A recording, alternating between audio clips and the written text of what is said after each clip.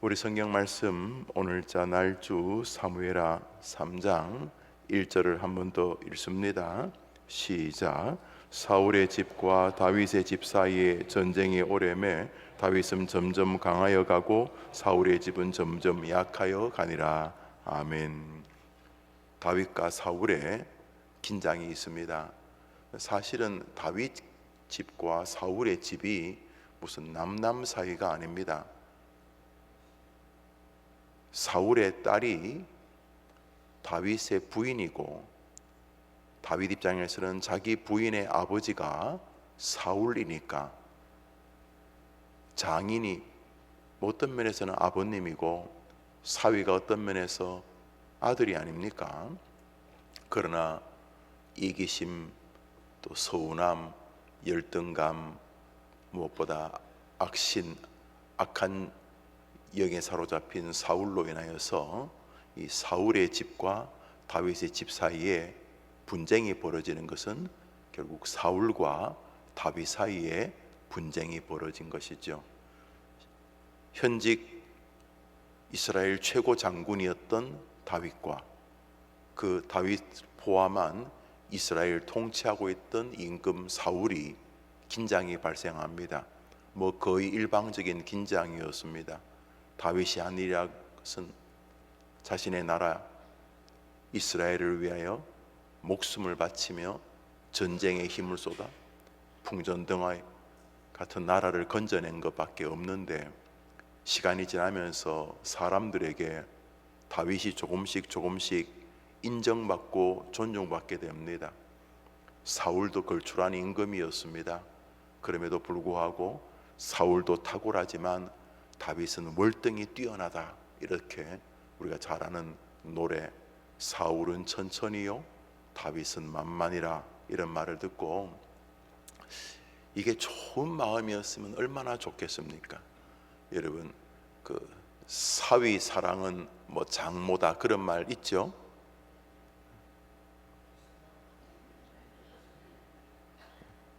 있죠? 예, 그래요. 깜짝 놀랄 뻔했어요.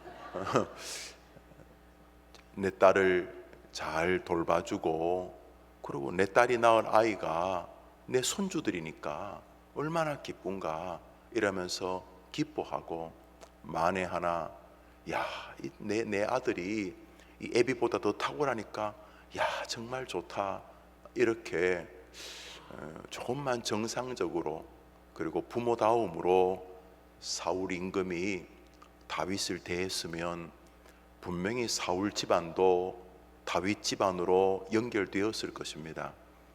미국은 역사가 200년, 300년밖에 안 되는 짧은 역사지만 그 나름대로 명문이라고 하는 가문들이 있거든요. 그게 좋고 나쁘고를 떠나서 케네디 가문, 또 부시 가문, 이런 가문들이 귀족이라고 보기는 어렵지만 몇백 년밖에 되지 않은 나라에도 어떤 가문들은 나라에 큰 영향을 끼칩니다. 어떤 가문의 후손이 어떤 대통령 후보를 지지했다, 그게 뉴스거리가 됩니다. 동네 사람 한 명이 지지한다고 뉴스거리 되겠습니까? 그렇지만 어떤 가문의 사람이 지지했다는 말은 그 가문 전체가 가지고 있는 어떠한 영향력을 이야기하는 거죠. 다윗은 이스라엘 최대 가문입니다. 번성에서도 그렇지만은 하나님이 그 가문을 보고 계셨기 때문입니다. 그래서 다윗의 가문의 왕위가 영원할 것이다, 이렇게 인정해 주지 않았었습니까? 여러분, 역사를 이렇게 보시면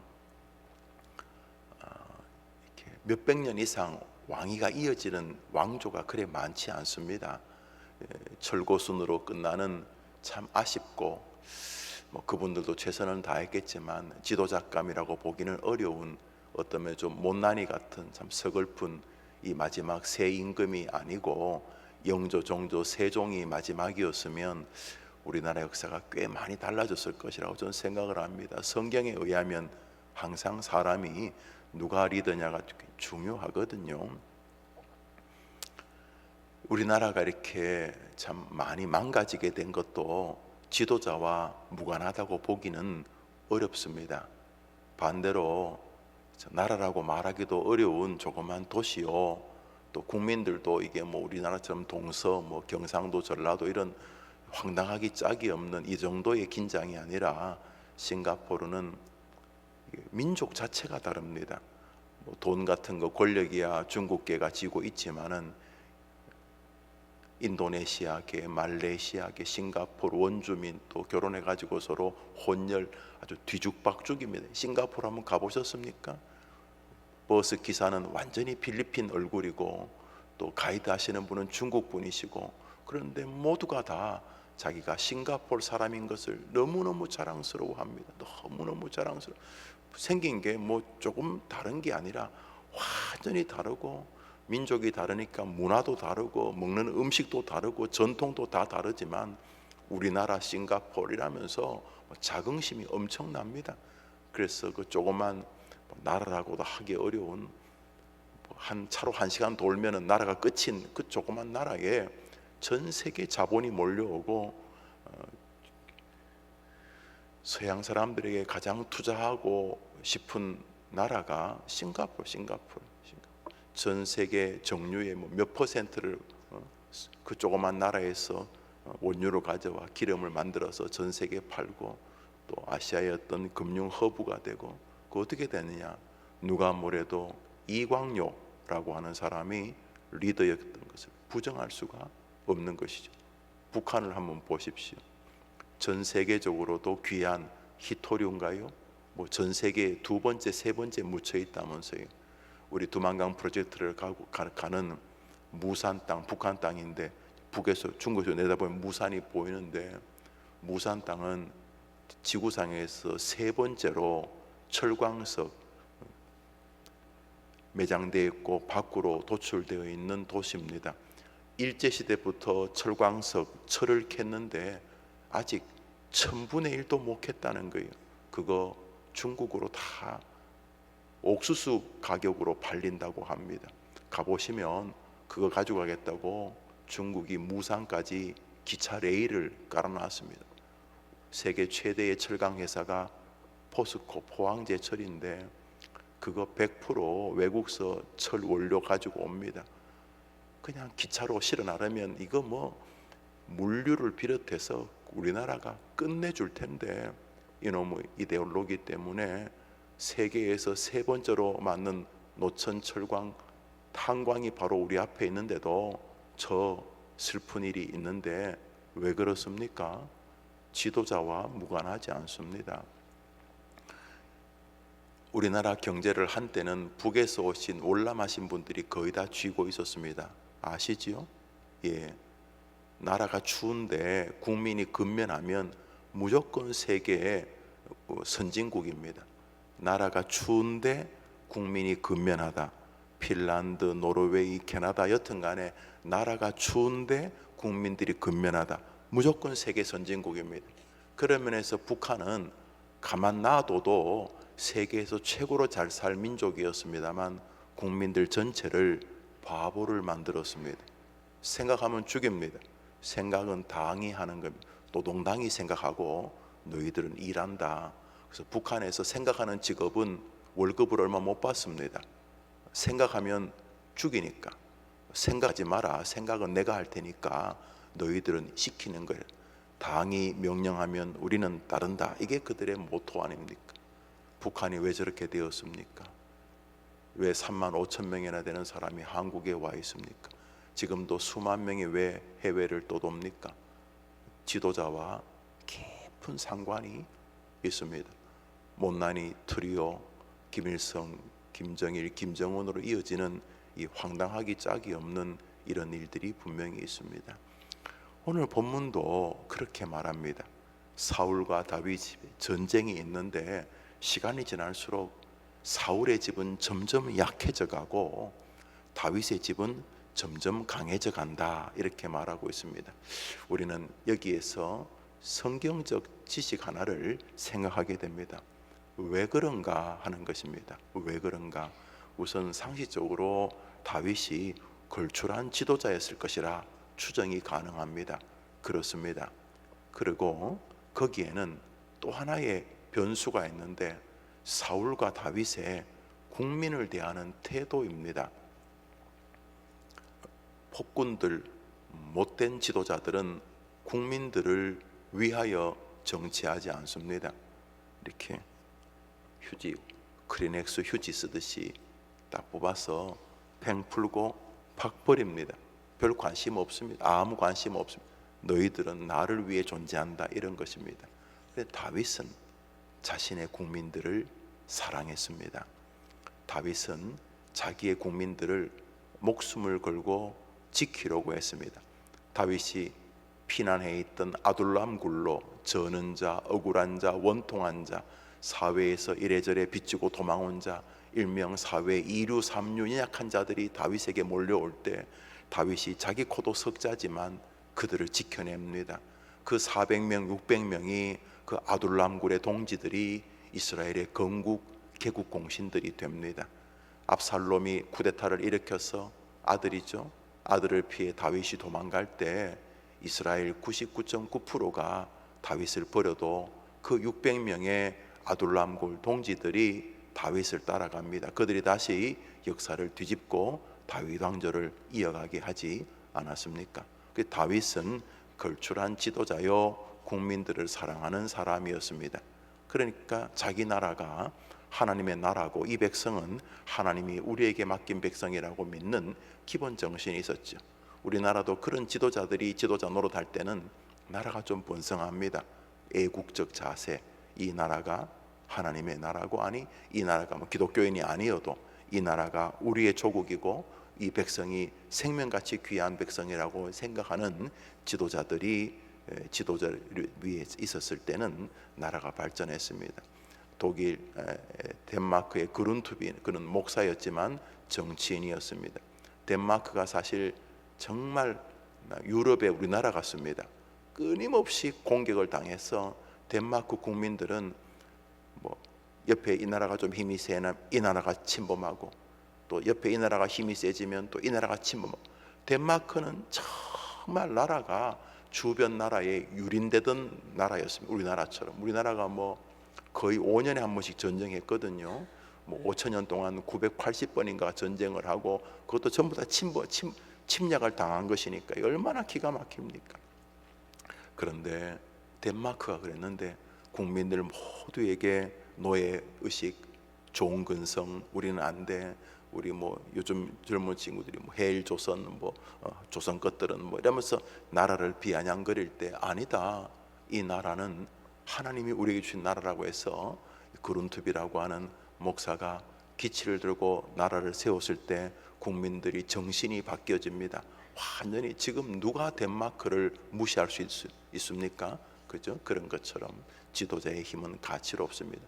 이광료가 기독교인이 아니었어도 그에게서 보여지는 것은 자기 나라, 자기 국민들을 사랑하는 마음이었습니다. 그것만 해도 굉장히 훌륭한 지도자입니다. 여러분이 투표를 할 때 우선 기본적으로 요셉 총무 훈련 과정 중에 하나인 지혜, 신앙, 지혜, 덕, 그리고 애국인데, 이 사람이 진짜 나라를 사랑하는지만 봐도 그가 기독교인이 아니든지 떠나서 이 사람이 내 고향 사람이냐 이게 아니고, 이 사람이 진짜 애국적인 마음이, 이 사람이 도대체 왜 저 자리에 있으려고 하는 건가, 이것만 봐도 나라가 이렇게 혼란스럽지는 않지 않겠습니까?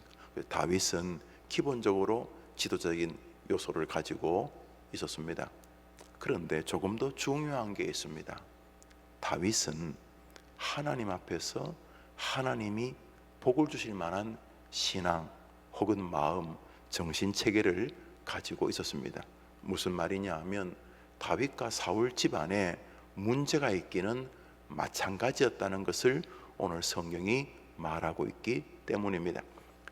다윗과 사울의 집안에 전쟁이 있는데 다윗의 집안은 점점 더 흥하고 사울의 집은 점점 망하는데 왜 그런가를 생각할 때에 우선 특별한가, 여기서 한 가지 고민을 성경이 말하고 있는데, 사울의 집은 사울의 집대로 어려움이 있었고 다윗의 집은 다윗의 집대로 어려움이 있었다는 것을 오늘 성경이 담아두고 있습니다. 우선 사울의 집은 뭐 문제가 많은데 그 중에 하나가 사울의 오른팔이었던 장군 아브넬이라는 사람의 문제입니다. 우리 밑으로 내려오셔서 6절을 읽습니다. 6절 읽읍시다. 시작. 사울의 집과 다윗의 집 사이에 전쟁이 있는 동안 아브넬이 사울의 집에서, 아니 사울의 집에서 사울이 권세를 잡고 가져야지, 사울의 집에서 아브넬이라고 하는 굉장히 강력한 장군이 맞는데 이 장군이 갈수록 사울의 집안에서 힘이 세져 가지고 사울의 여자를 겁탈하기도 하고, 이게 아주 기가 막힌 일인데 이것을 제어할 사람이 없어지고 있었습니다. 완전히 사울과 다윗의 집 사이에 전쟁이 커가는데 사울의 집은 그 안에서부터 뒤죽박죽이 되고 있었다는 것입니다. 사람 하나 잘못 쓰면 많이 망가집니다. 좋은 회사, 좀 이상한 사람 하나 들어오면 회사 금방 무너질 가능성이 높습니다. 나라에 이상한 사람이 지도자 자리에 앉으면 나라가 무너질 가능성이 높습니다. 교회에도 이단이 하나 들어오면 굉장히 많은 사람이 고통당합니다. 집안에도 사위, 며느리 어떤 사람이 들어오냐에 따라서 오랫동안 이어왔던 가풍이 흔들리기도 합니다. 예, 사람이 중요합니다.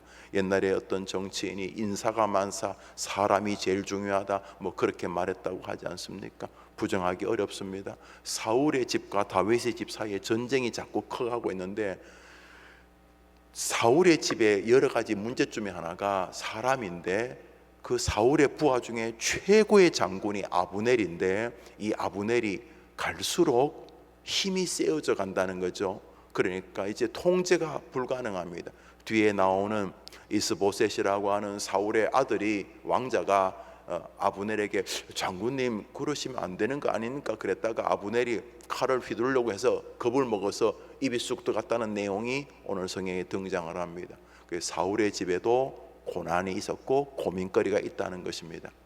그러면 다윗의 집은 만사 오케이였기 때문에 잘 되었는가? 오늘 성경은 마지막 절에 이렇게 말합니다.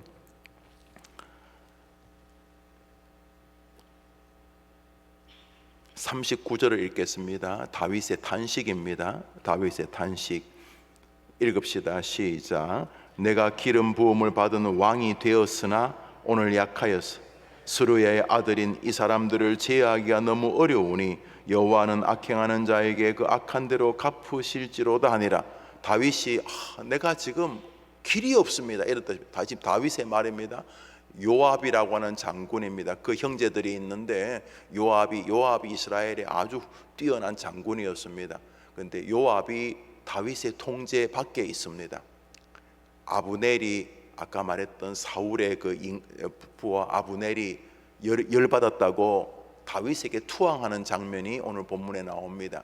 그래서 다윗이 아브넬이 참 뛰어난 장군이긴 적국의 장군이지만 예를 갖추고 그를 배려하고 잘 대화하고 또 이렇게 부탁했던 것을 처리하고 이제 아브넬이 돌아갑니다.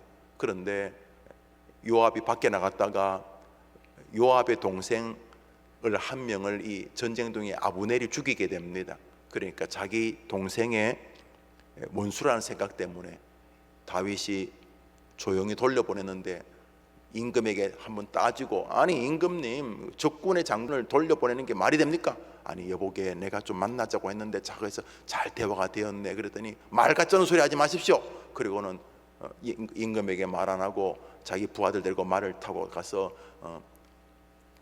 아브넬한테 가서, 아브넬은 보니까 다윗의 장군이 오니까 요압이 와서 또 다윗이 보낸 줄 알고 어유 형님 무슨 일입니까? 이렇게 잠깐만 대화 좀 합시다 하고 아브넬을 옆으로 불러가지고 말하는 척하다가 칼로 푹 찔러 죽여버렸어요. 나중에 소식을 들은 다윗이, 아니 그렇게 나하고 좋은 관계고 내가 후하게 대접해서 보냈는데 아니 그렇게 사람을 요압을 꾸중할 수가 없어요. 요압이 막 임금에게 되어들어가지고 다윗에게 되어들어가지고, 그래서 이 다윗이 사람들을 모아놓고 슬퍼하면서 그 아브넬을 위하여서 이렇게 기념 예식 같은 것을 진행하고 국민들과 함께 통곡합니다. 그래서 국민들은 다윗이 죽인 게 아니구나 이제 비로소 깨닫습니다. 그리고 국민들이 뭔 생각했겠습니까? 와, 요압 형제들, 그 아버지가 스루야인데 스루야의 자식들이 이 보통 사람들이 아니구나. 근데 다윗도 하나님 내가 왕인데, 내가 명색이 왕인데 이 요압 이 무리들을 내가 어떻게 감당할 수가 없습니다. 이렇게 끝이 납니다. 여러분, 오늘 성경에서 하나님이 우리에게 아주 중요한 말씀을 하고 싶으신 것입니다. 다윗이나 사울이나 다 걱정거리가 있었다는 것입니다. 똑같은 주제. 다윗도 사람 때문에 힘들고 사울도 사람 때문에 힘들고 그랬다는 게, 조건이 똑같습니다. 삶의 컨디션이 다 비슷비슷합니다. 다윗은 왜 시간이 지날수록 점점 강하여지고 사울의 집은 왜 점점 약해졌겠습니까? 시편 51편 오늘자 날주 같이 봅니다. 시편 51편 오늘자 날주 시편 51편입니다.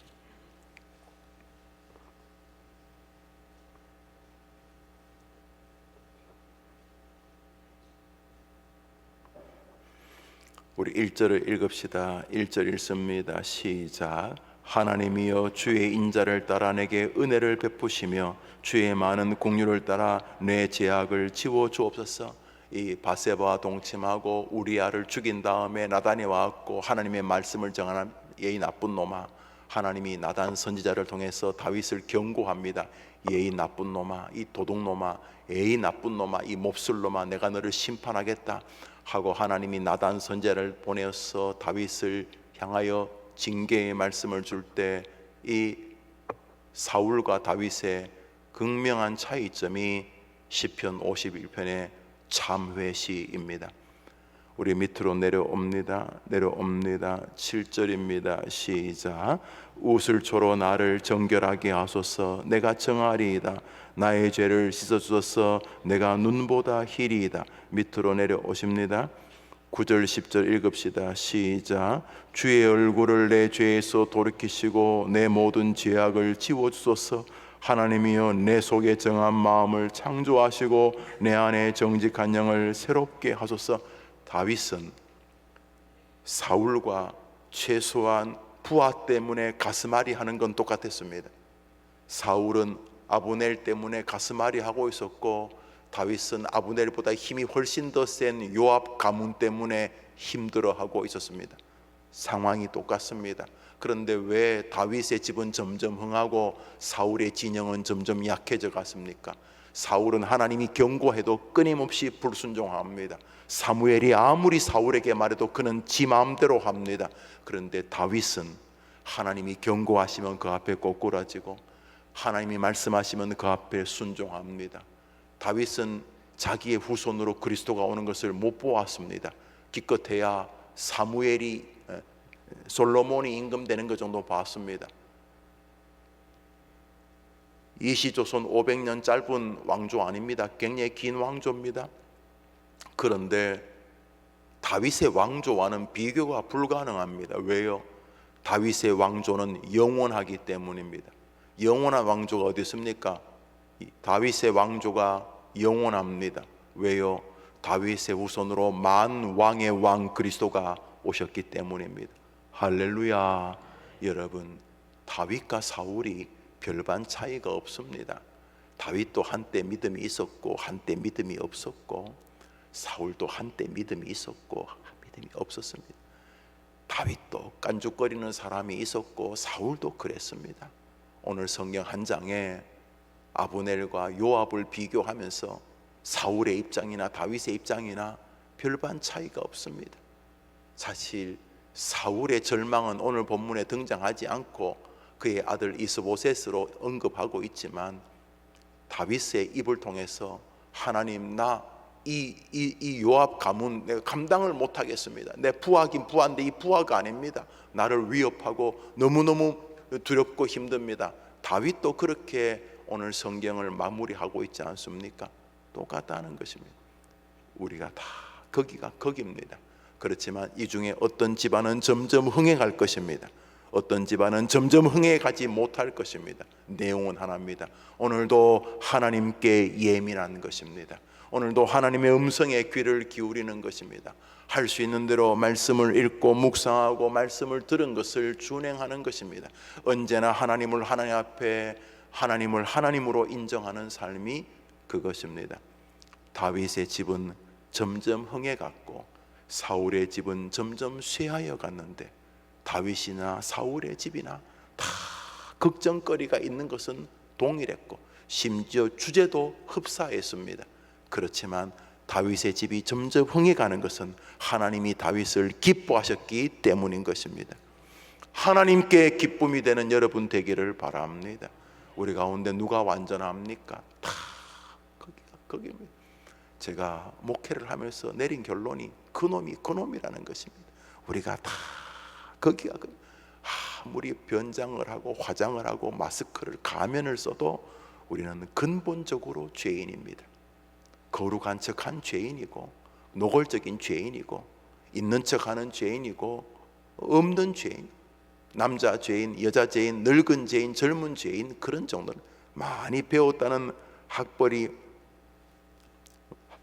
시쳇말로 가방끈이 긴 죄인, 가방끈이 짧은 죄인, 다 죄인인 것입니다. 다윗이나 사울이나 50보 100보입니다. 그런데 사울과 다윗의 극명한 차이는 어려움을 겪을 때 하나님께로 돌아서는 것에 있는 것입니다. 오늘도 하나님 의존하는 마음으로 서면 하나님이 여러분에게 다윗에게 주셨던 은혜를 주실 줄 믿으시기를 바랍니다. 사울은 사무엘이 아무리 말해도 지 마음대로 합니다. 끝까지 그렇게 합니다. 하나님이 나중에는 심지어 자식들을 자기 눈앞에서 죽이셨습니다. 그쯤 되면 무릎을 꿇고 다윗처럼 하나님 정말 잘못했습니다.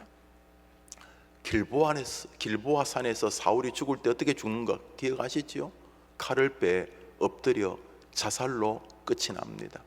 아니 길보아 산에서라도 오늘 다윗처럼 하나님이여 나를 좀 용서해 주십시오.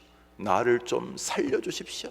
내가 죄가 크나이다. 주님 나를 불쌍히 여겨 주십시오. 그 길보아 산에서 자기 아들들이 막 목이 베어지는 그 장면, 그 자리에서라도 무릎을 꿇었으면 우리 하나님이 압수르 군대 18만 5천 명을 히스기야의 기도를 보고 하루아침에 송장을 만드시지 않습니까? 그렇지만 끝내 사울은 다윗적이지 않습니다. 시편 51편을 참회시라고 부릅니다. 절규하는 것입니다. 하나님이 너를 죽여버리겠다, 나단을 통해서 내가 너를 심판하겠다고 할 때 이 다윗이 하나님 앞에 통곡하면서 하나님 나를 용서해달라고 절규하는 것입니다. 다윗의 집은 점점 흥해가는 이유가 그의 개인기가 아니었습니다. 하나님을 향한 앙망의 신앙이었습니다. 오늘도 주님께로 돌아서는 여러분의 여정에 하나님의 은혜와 자비가 있을 줄 믿으시기를 바랍니다. 이것이 우리에게 소망입니다. 우리 가운데 완전한 자가 어디 있습니까? 우리 중에 의로운 자가 어디 있습니까? 여러분 다른 사람의 잘못됨을 보고 혀를 차시다가 잠시 정신 차리면 거기서 여러분의 모습을 못 느끼십니까? 여러분 앞에서 교만 떠는 사람 아이고 꼴 보기 싫다 싶은데 돌아서는 순간 그러고 있는 나를 못 느끼십니까? 다 선생님들입니다. 우리 선생님들.